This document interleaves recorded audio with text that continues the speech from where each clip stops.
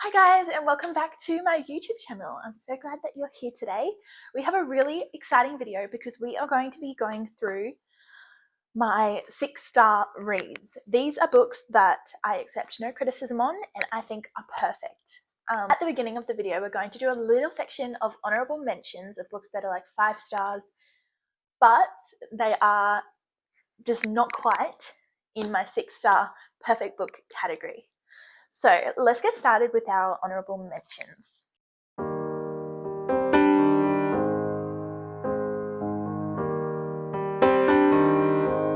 First up, we have 2 Emily Henry books. We have Beach Read and Book Lovers.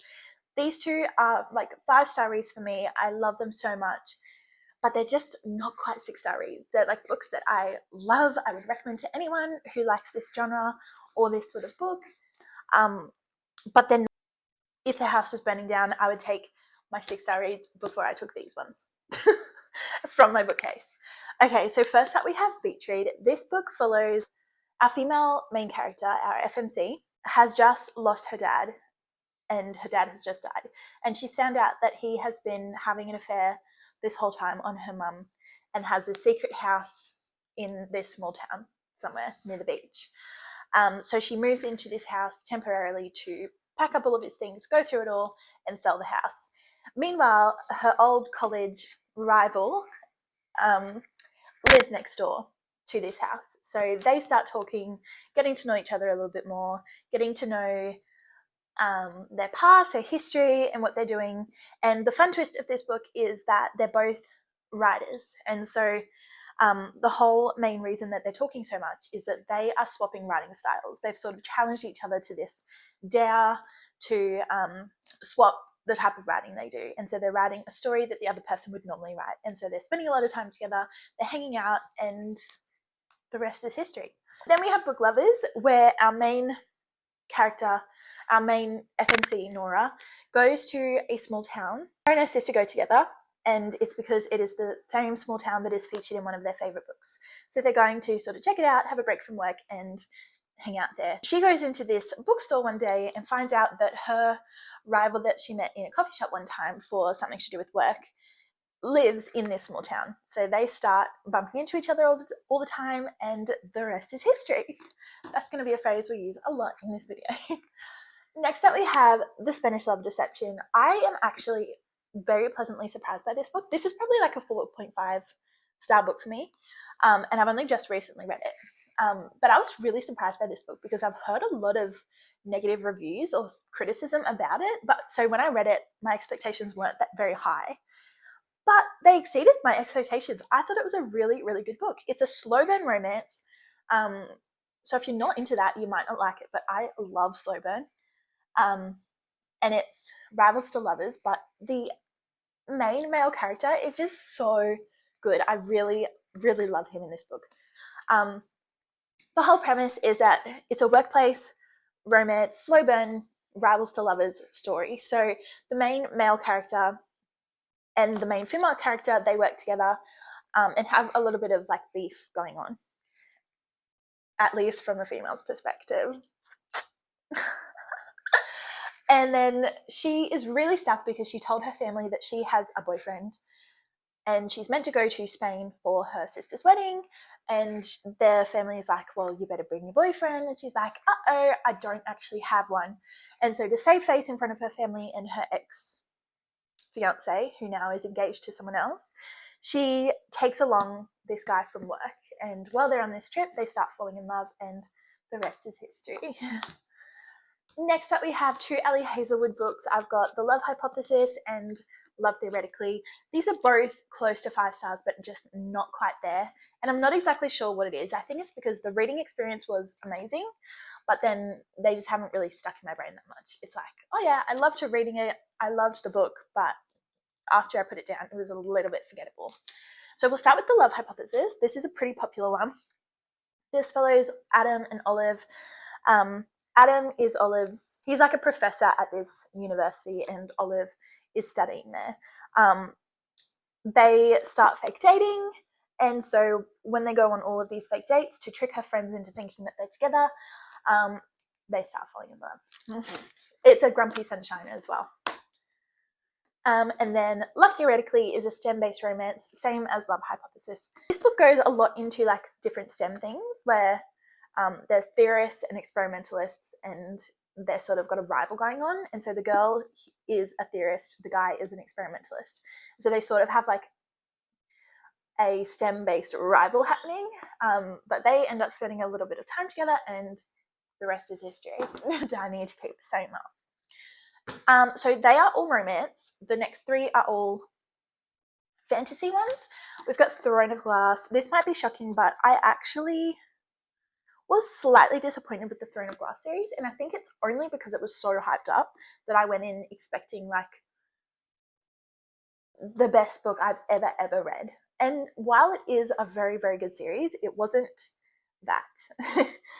So Throne of Glass follows Selena Sardothian, and she is an assassin. She's 16 years old, so it is YA. I'm not sure if the whole series is YA, but definitely this book is.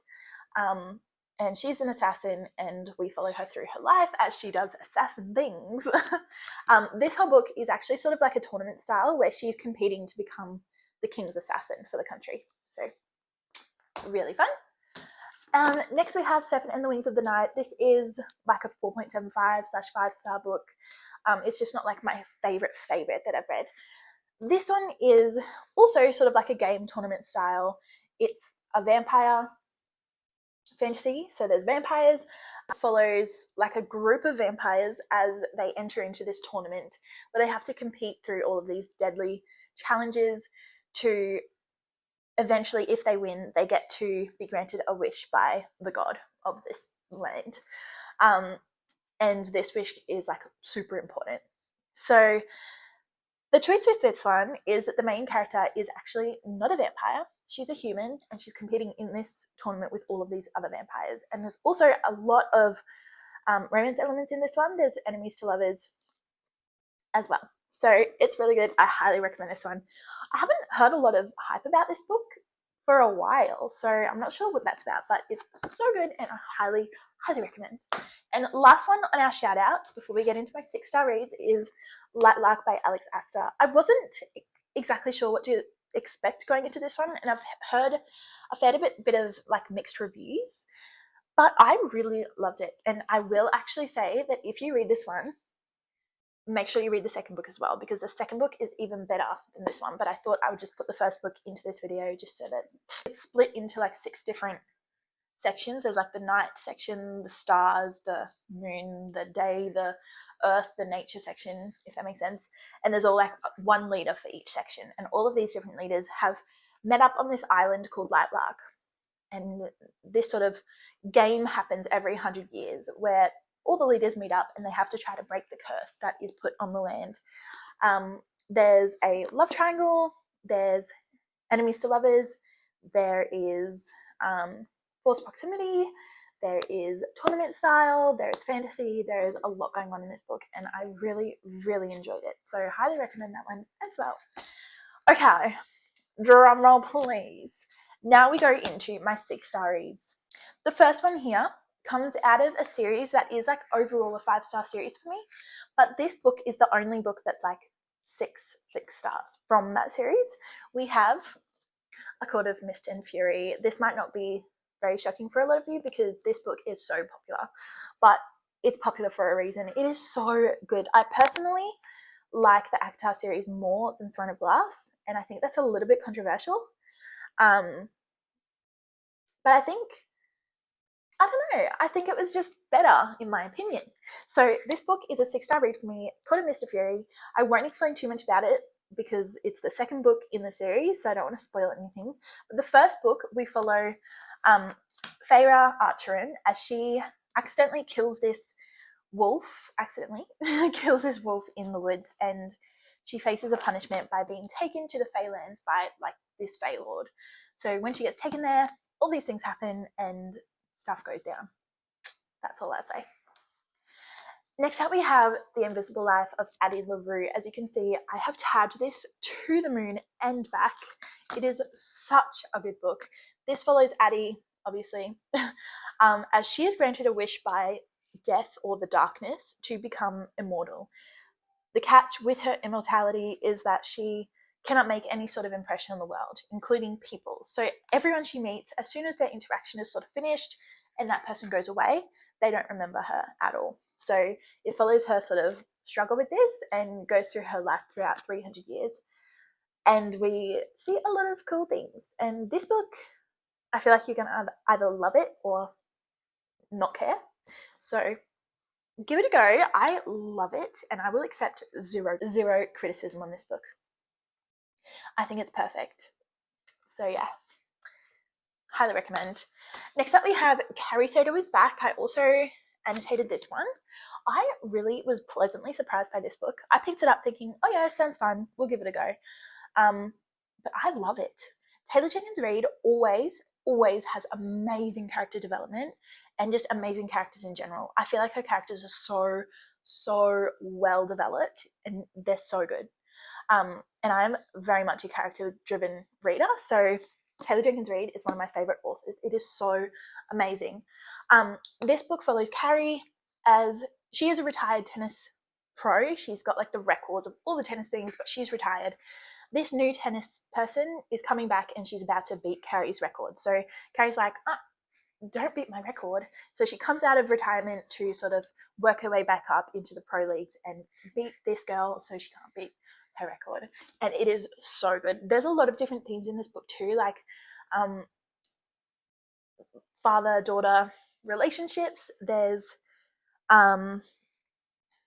self-esteem, there's confidence, there's a couple of like gender disparity sort of discussions. There's a lot of discussion about females in sports and females trying to be like outspoken and stuff as well. It's just so good. And this character development, like I went into this book starting off hating the main character.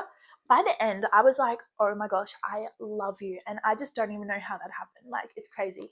Highly recommend this book. I also gifted this book to mum to read, my mum, and she loved it as well. So I feel like it's a very like diverse read. A lot of people will enjoy it. Next up we have Invisible Summers by Alice Adams. This is a little bit of a random one. Okay, we might have to get through this pretty quick. So I found this one in an op shop once for like $2. I was like, oh yeah, that looks cool, that looks fun, let's pick it up, give it a go. And I loved it. It follows 4 friends through 2 or 3 decades of their life, I'm not sure, and follows how their relationships sort of come apart, come back together, break away, how they sort of repair their broken relationships and what sort of influences them. And it follows them through their lives from different perspectives, different people's POVs, and how they cope with sort of loss and changes, I think, in life. And it's really interesting, and I really loved it, and I was surprised by it. I didn't go into it with very high expectations, but it was so good, so I highly recommend this book. 2 more to go. We have first up From Luke Off with Love by Mariana Zapata. This is the only Mariana Zapata book that I've read, and I think I need to actually read some more because I loved this book. It is quite a thick romance, but it's a slow burn, and it is the best slow burn I have ever read. It is so good. It's an ice skating, figure skating romance between sort of enemies to lovers, slow burn sort of vibe. These 2 people have always been rivals within their sport, and then they've been teamed up together to compete together. So they're spending a lot of time together to perfect these moves and get it right. So it's very interesting, and I really highly recommend this book. And I think I want to sort of seek out some of her other books. And the last book on our list, we have Happy Place by Emily Henry. I also tabbed this one, and it is so good. I love this book. And I will say, I understand why some people don't like it. I think if you relate with either the characters or the situation that is happening in the book, you will love it. If you don't really relate that heavily to it, then you probably will just think it's like a typical romance that you've probably read before. This book follows Wynne and Harriet, and they're on this vacation with their friend group that they go to this place once a year. They've broken up since the last year, but their friends don't know about it, so they're fake dating to pretend they're still together. It's the last year that they're going to be on this vacation because the beach house they normally go to is being sold, so they're really trying to make the most of this last time they're all going to be together. We've got sort of a past present timeline of how they met, how they sort of formed this close-knit friendship, and then all of the different relationships and how each of them feels with it being broken apart when, like, eventually when this trip ends and it's the last trip they're going to be going on together, and how everyone feels about that. And this one also delves into a lot of like change in relationships, how people cope with that, and like just changes in life in general. And it is so good. There's also elements of like mental health, stress, anxiety, those sorts of things. The overall premise of it is there's a little bit of fake dating, but it's like a second chance romance overall. So I highly recommend this one. It is such a good book, and this was actually my book club pick. I can't speak. This was actually my book club pick for January, and most of the people in the book club actually really liked it as well. So I think it's quite a safe book. If you want just like a romance, you'll probably like it. If you want sort of a romance that has extra elements in it, you'll probably like it. If you want a romance that has sort of some emotional elements, you'll probably like it. And if those themes that I talked about before speak to you, then you will also probably like it. So that is the end of this video. These are all of my 5/6 star reads so far. Obviously, when I read more, there's going to be more, but this is actually a hot take. I feel like the more books I read, the less overall I like books. Does that make sense? Like, I think I'm more critical on the books I read, and it takes a lot more for me to actually class a book as 5 stars. Because when I was picking out the books to include in this video, there were some that I rated on Goodreads after I read them were 5 stars, but looking back, I'm like, that is definitely not a 5 star book. So that's interesting. I think it makes me overall more critical of the books I read, but oh well. So these are my 5 star reads and honorable mentions. In my opinion, you cannot go wrong with any of the books in this video. They are really, really good books. So I hope you got some recommendations from this video and you like the books if you give them a go. Comment down below if you agree or disagree with any of my comments and any of my opinions on the book, remembering that we're all entitled to our own opinion. Reading is just for fun. It's not like a political debate. But we can have some debates and see what we think in the comments below. Thank you for watching, and remember, if you're not following my Instagram, it is at holly_is_reading, and I hope to see you there. Bye.